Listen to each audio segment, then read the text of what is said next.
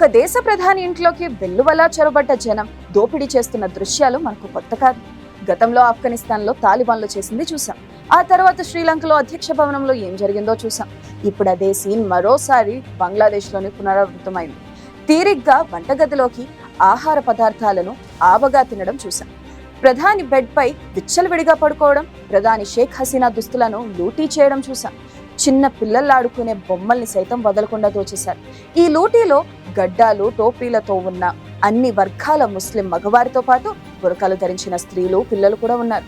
ఇంతా చేసి ఆమె బంగ్లాదేశ్కు చేసిన ద్రోహం ఏంటి? 15 ఏళ్లు కష్టపడి ప్రపంచవ్యాప్తంగా బంగ్లాదేశ్కు వేగంగా డెవలప్ అవుతున్న దేశంగా పేరు తెచ్చిపెట్టింది. దేశంలో ఇబ్బడి ముబ్బడిగా వస్త్ర పరిశ్రమలను ఏర్పాటు చేసి చేతి నిండా పని కల్పించింది. ఆ దుస్తులకు అంతర్జాతీయంగా మంచి మార్కెట్ తెచ్చిపెట్టింది.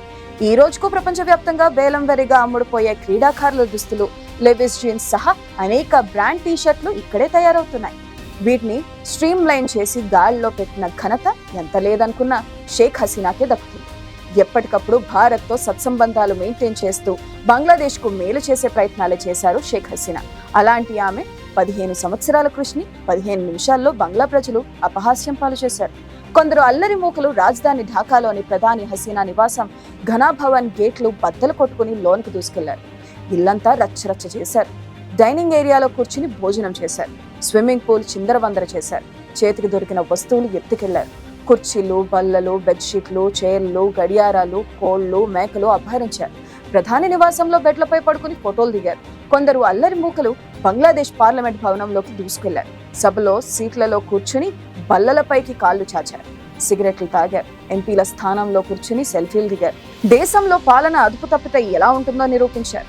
ఆమె లోదుస్తులను సైతం నిర్లజ్జగా ప్రదర్శిస్తూ సోషల్ మీడియాలో పోస్ట్ చేశారు.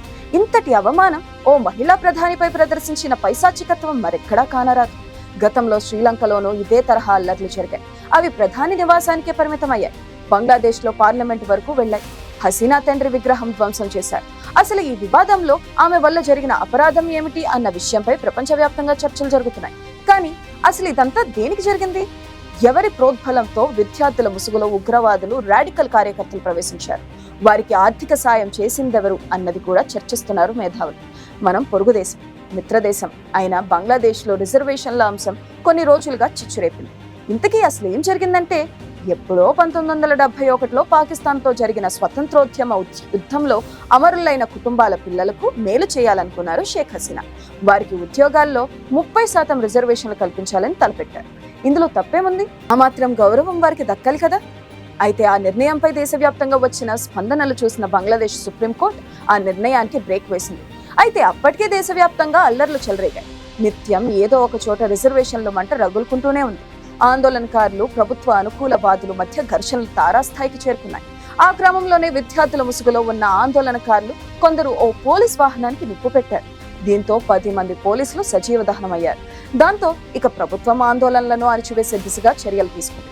అయితే అప్పటికే జరుగుతున్న అల్లర్ల కారణంగా బంగ్లాదేశ్లో 300 మంది మరణించారు.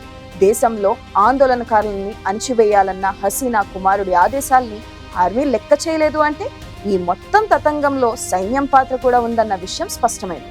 బంగ్లాదేశ్ ఆర్మీ ఈ ఆందోళనలకు ఒక విధంగా వారే లీడ్ చేసినట్లుగా కనిపించింది. ఒకవైపు వందల సంఖ్యలో ప్రాణాలు పోతున్నా, మైనార్టీలపై అత్యాచారాలు జరుగుతున్నా వారికి చీమ కుట్టినట్టయినా అనిపించలేదు. ఒక విధంగా వారు ఆందోళనకారులకు రక్షణ కల్పించారు. ఆపై ఆందోళనకారుల ముసుగులో అసలైన ముష్కరులు తమ డిమాండ్ మార్చేశారు. ప్రధాని షేక్ హసీనా వెంటనే రాజీనామా చేయాలన్న డిమాండ్ ఊపందుకుంది. దీంతో రంగంలోకి దిగిన ఆర్మీ కేవలం 45 నిమిషాల వ్యవధిలో ప్రధాని పదవి వీడాలని, దేశం విడిచి వెళ్లిపోవాలని సూచించింది. ఇంకా ఉంటే ప్రాణాలకు ముప్పు తప్పదని భావించిన షేక్ హసీనా వెంటనే రాజీనామా సమర్పించారు.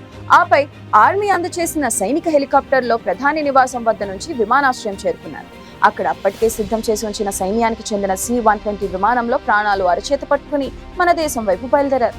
అప్పటికే ఈ విషయాలన్నింటినీ గమనిస్తున్న మన అధికారులు ఆ విమానాన్ని అనుమతించారు. త్రిపుర రాజధాని అగర్తలా మీదుగా ఢిల్లీకి 35 కిలోమీటర్ల దూరంలో ఉండే ఎయిర్ ఫోర్స్ విమానాశ్రయం హిండన్ కు చేరుకున్నారు. ఆపై ఆర్మీ అధికారులు ఆమెను సేఫ్ హౌస్ కు తరలించారు. ప్రధాని దేశం విడిచి పారిపోయారని అక్కడ మీడియాలో కథనాలు రావడంతో అల్లరి మూకలు రోడ్లపైన సంబరాలు చేసుకున్నారు. సంతోషంతో జాతీయ జెండాలు పట్టుకుని రోడ్లపై డాన్సులు చేశారు. లక్షల మంది విద్యార్థులు రోడ్లపై ర్యాలీలు తీశారు.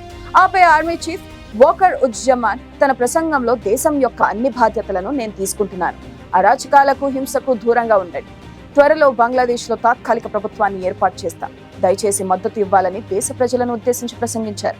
నిజానికి బంగ్లాదేశ్లో తిరుగుబాటు తర్వాత ఆర్మీ పాలన విధించినట్లయితే ఆర్మీ చీఫ్ ఆధీనంలో పాలన ఉంటుంది. ప్రస్తుతం కర్ ఉజ్జమాన్ బంగ్లాదేశ్ ఆర్మీ చీఫ్ గా ఉన్నారు. లెఫ్టినెంట్ జనరల్ వకార్ ఉజ్జమాన్ ఇటీవలే పదోన్నత పొంది ఆర్మీ జనరల్ గా నియమితులయ్యారు. 58 ఏళ్ల lieutenant general Waqar June 11, 2024 chief of army staff గా ఎంపికయ్యారు.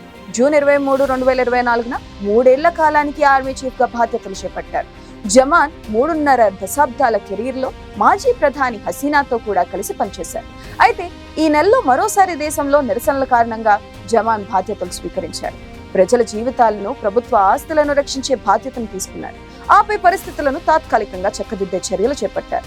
అందులో భాగంగా విద్యార్థి సంఘాలు డిమాండ్ చేసిన విధంగా నోబెల్ అవార్డు గ్రహీత మహమ్మద్ యూనస్ కు బంగ్లాదేశ్ తాత్కాలిక ప్రభుత్వాధినేతగా నియమిస్తూ దేశ అధ్యక్షుడు షహబుద్దీన్ నిర్ణయం తీసుకున్నారు. ఈ మేరకు మంగళవారం అర్ధరాత్రి అధ్యక్షుడు ప్రెస్ సెక్రటరీ ప్రకటన చేశారు. రిజర్వేషన్లకు వ్యతిరేకంగా ఉద్యమం నడిపిన స్టూడెంట్స్ అగెయిన్స్ట్ డిస్క్రిమినేషన్ ప్రతినిధులు మహమ్మద్ యూనస్ పేరును కొత్త ప్రభుత్వాధినేతగా ప్రతిపాదించారు. దేశంలో సైనిక పాలనను, సైనిక మద్దతు ఉండే ప్రభుత్వాన్ని ఎట్టి పరిస్థితుల్లో అంగీకరించేది లేదని స్టూడెంట్ అగెయిన్స్ట్ డిస్క్రిమినేషన్ స్పష్టం చేసింది. ప్రస్తుతం యూనస్ విదేశాల్లో ఉన్నారు. బంగ్లాదేశ్ పార్లమెంట్ ను రద్దు చేస్తున్నట్లు దేశ అధ్యక్షుడు షహబుద్దీన్ మంగళవారం ప్రకటించారు.